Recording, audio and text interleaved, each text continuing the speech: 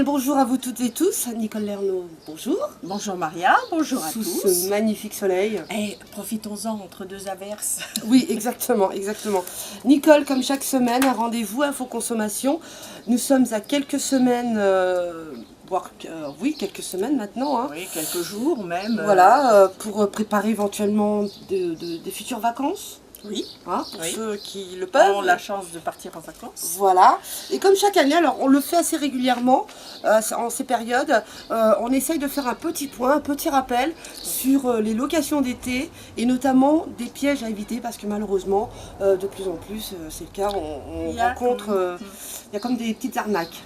Comment éviter de se faire arnaquer quand on veut passer de bonnes vacances et de bonnes arrière-vacances. Parce que bien souvent, c'est après, quand les vacances sont terminées, Oui. là, enfin, quand on arrive et des fois quand on repart. Des fois. Des fois. Enfin, Alors déjà, il faut être prudent parce que souvent on va sur Internet pour regarder les locations saisonnières, hein, puisque Ouais. ce sont des locations saisonnières. Et pour éviter que la location, quand on arrive, soit qu'on soit déçu, il faut quand même prendre certaines précautions. Il faut déjà s'assurer de la conformité de la location que l'on va prendre et prendre le descriptif point par point, savoir si la location n'est pas insalubre, si elle n'est pas humide. Donc il faut quand même demander une description écrite des lieux. tu parlais d'Internet, et c'est vrai que, bon, comme la plupart des personnes maintenant vont sur Internet pour faire des recherches, alors c'est vrai qu'on voit des jolies photos, on voit de belles Voilà. choses, mais ce ne sont pas forcément les réalités, quoi.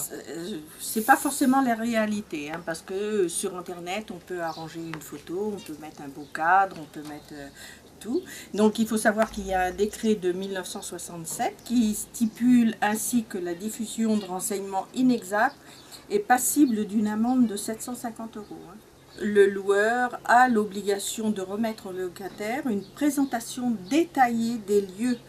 Hein, ça, c'est aussi par un arrêté de 1967. Mais quand tu dis, Nicole, il faut demander une description précise, c'est-à-dire C'est-à-dire qu'il faut savoir combien de pièces il y a, à quel endroit est situé exactement la location, l'environnement, le descriptif de tout l'intérieur, combien de lits il y a, la vaisselle, enfin tout ce qui fait partie de cette location. Ok, d'accord. Le propriétaire, entre guillemets, peut demander, alors je sais qu'il y a des histoires d'acompte, d'art. Alors là, l'acompte est une chose, voilà. l'art est autre chose. Voilà, il faut quand même faire très attention à la différence entre les arts et un acompte. Ouais. Si la stipulation contraire du contrat, les sommes versées d'avance sont des arts, le Code de la consommation souligne une précision importante puisque ces dernières n'engagent pas définitivement les deux parties, contrairement à un acompte. C'est-à-dire que si pour raison X, on doit annuler la location pour problème de santé ou autre, on peut récupérer les arts. Qu'un acompte, non. Alors, les arts, par contre, ne doivent pas dépasser 25% du montant de la location. D'accord. C'est un seuil de montant. Et si on passe par exemple par un professionnel, hein, il y a des agences qui font des locations, si on passe par le professionnel. Donc ça, donc voilà, bien se renseigner par rapport aux arts ou par rapport aux acomptes. Voilà. Par contre, si on passe de particulier à particulier, dans ce cas-là, il n'y a pas de limite hein, pour le montant des arts. Hein. Il y a quand même un état de lieu qui se fait, Tout à fait. entrant et sortant. Ah oui, tout à fait. C'est obligatoire? C'est obligatoire et c'est une sécurité pour les deux, aussi bien pour le propriétaire que pour le locataire. Et ça, il faut se prendre par la main, compter même la petite cuillère, le tire-bouchon, peu importe, il faut tout soit répertorié.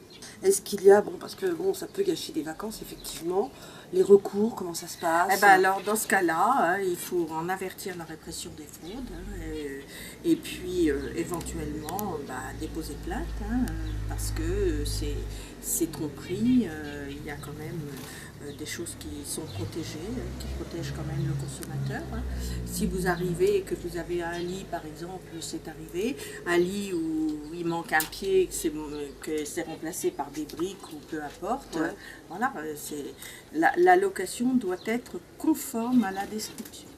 Alors, vigilance donc pour les locations d'été. Alors, ça peut aller jusqu'au mois de septembre.